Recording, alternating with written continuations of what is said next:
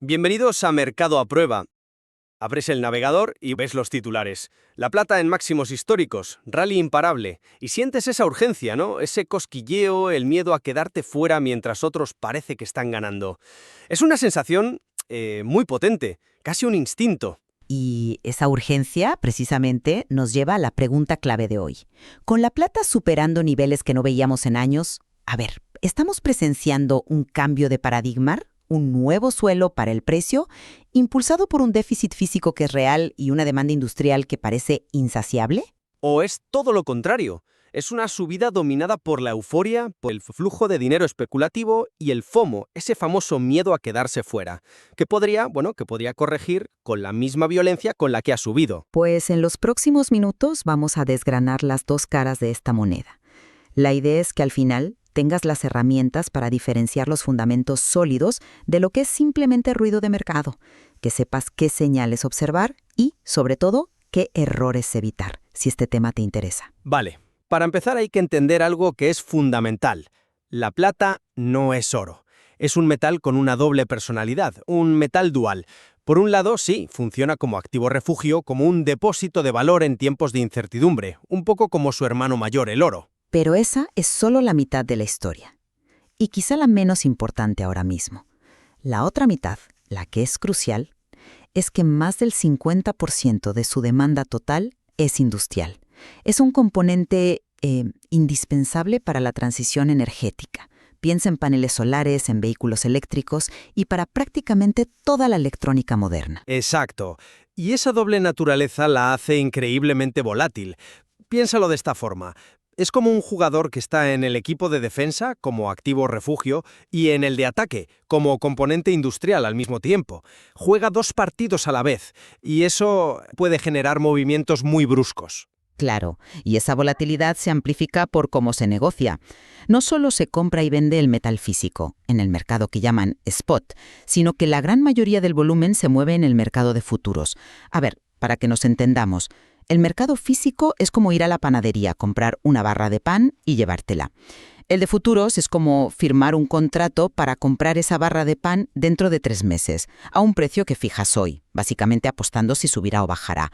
El problema es que la mayoría de los que operan en futuros no quieren el pan, solo quieren especular con su precio. Entendido ese contexto, vamos al núcleo del argumento alcista. ¿Por qué esta subida podría ser diferente y sostenible? La respuesta está en una palabra: déficit. El mercado lleva 5 años seguidos en un déficit estructural. Se consume más plata de la que se produce y se recicla. Las proyecciones para 2025 apuntan a un déficit de unos 118 millones de onzas. Y esto no es una opinión, son datos de oferta y demanda física. Comprendo el argumento del déficit, es potente, pero la economía más básica nos dice que cuando el precio de algo sube mucho, la oferta aumenta para satisfacer la demanda y los precios se equilibran.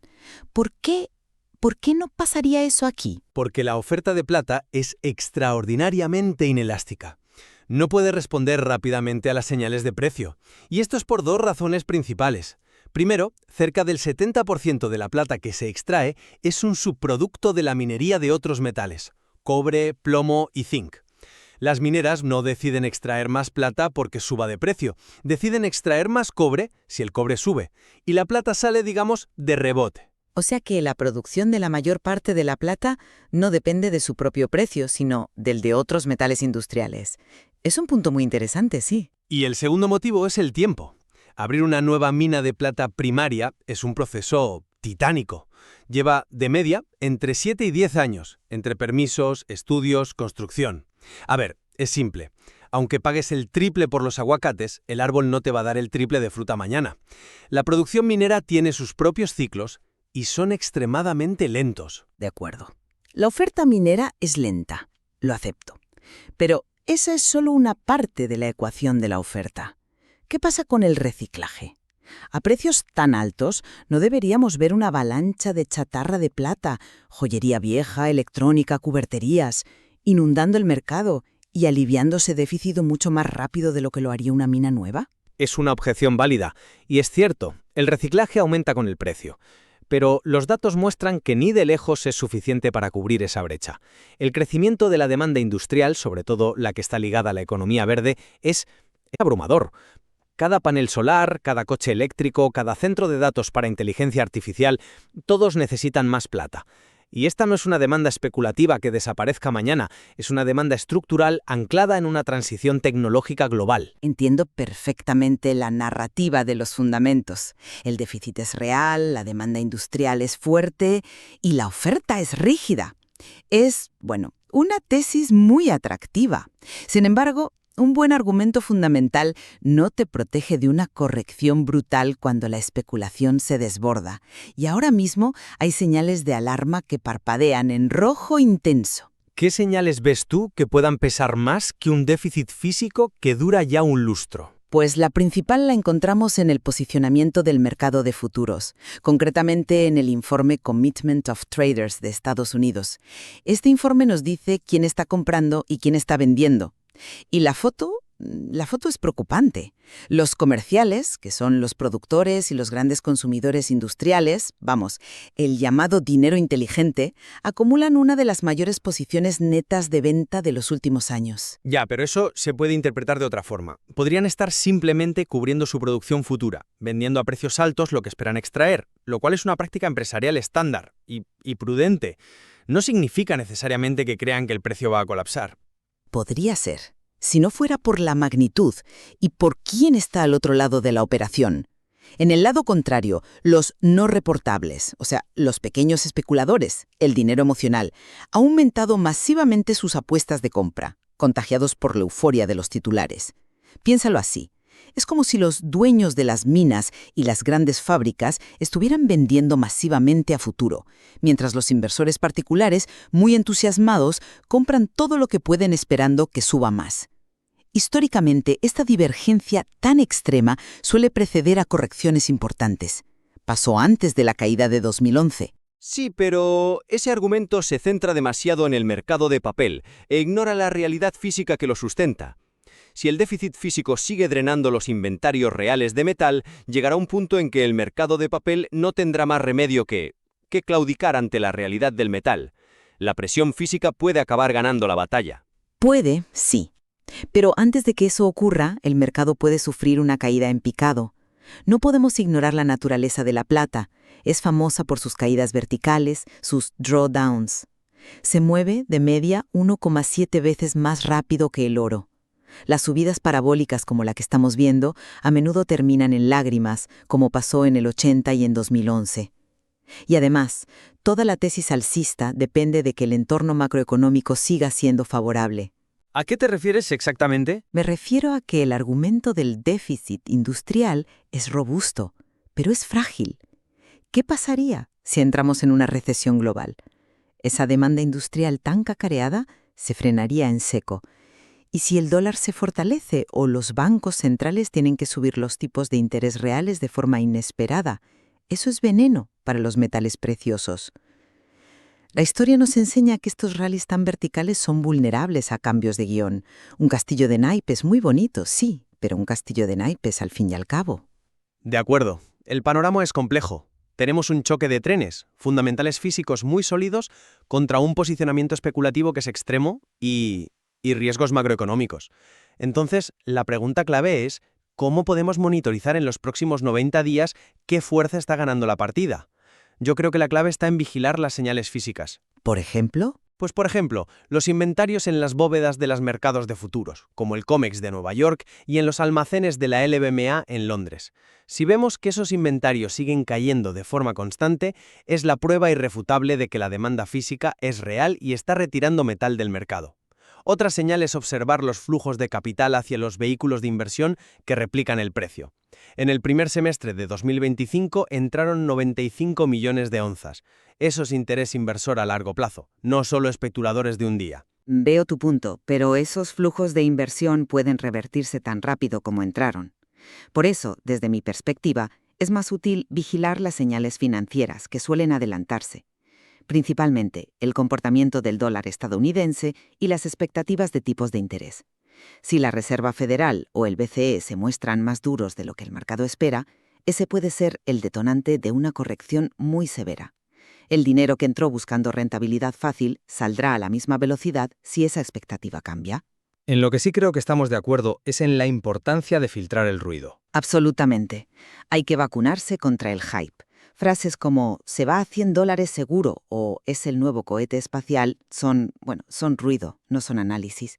Y son peligrosas porque activan nuestros sesgos cognitivos. ¿Cuáles ves más activos en este momento? 2, principalmente. El primero es el FOMO, que ya lo hemos mencionado, ese miedo a quedarse fuera, que nos empuja a comprar en el pico de la euforia, que es por definición el punto de máximo riesgo. Y el segundo es el sesgo de anclaje. A ver, para que se entienda, nos anclamos al nuevo precio máximo, digamos $60, y empezamos a pensar que cualquier precio por debajo, como 55, es una ganga. Y olvidamos por completo que hace solo un año estaba a menos de la mitad. Comparamos con el máximo reciente, no con su valor histórico. Es un punto excelente y nos lleva a la parte final. La gestión. Ante este escenario tan polarizado, lo primero es diferenciar la intención. No es lo mismo comprar plata como cobertura a largo plazo contra la inflación que hacerlo para especular buscando una ganancia rápida. La segunda opción exige una gestión del riesgo infinitamente más estricta. La regla de oro es que el tamaño de tu posición debe ser siempre uno que te permita estar equivocado sin que suponga un desastre financiero. ¿Y una forma más práctica de gestionar esto? En lugar de intentar predecir el futuro, es definir de antemano tus puntos de invalidación. Es simplemente preguntarte, ¿qué tendría que pasar para que yo admita que mi idea original estaba equivocada? Exacto. Si tu tesis es alcista, basada en el déficit, tu punto de invalidación podría ser, qué sé yo, una innovación tecnológica que reduzca drásticamente la plata necesaria por panel solar o una recesión global profunda que desplome la demanda. ¿Y a la inversa?